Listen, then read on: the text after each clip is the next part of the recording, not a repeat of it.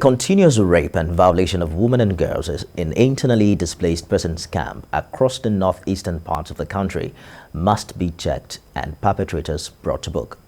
This demand was made at the inaugural Women in Security Conference with a theme exploring diverse opportunities for women in security industry held in Lagos.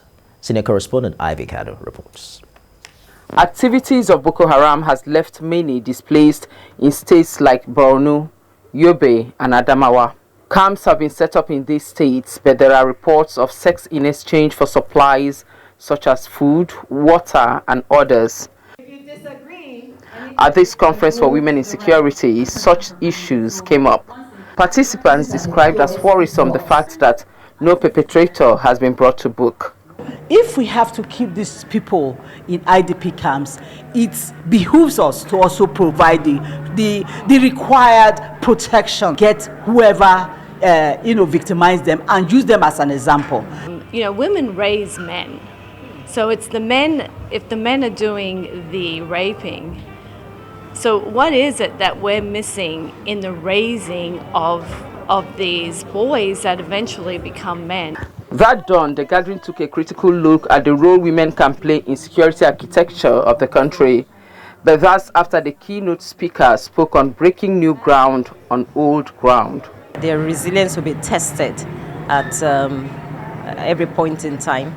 And that when they're digging, they're going to find stones, they're going to find challenges. They can either drill through or they can remove the stones and move on until they get to a softer ground. When you're looking at an area of intelligence, for example, women are very good in terms of analyzing things, writing reports, briefing, so they can assist in that. You also have the area of information technology, cybersecurity.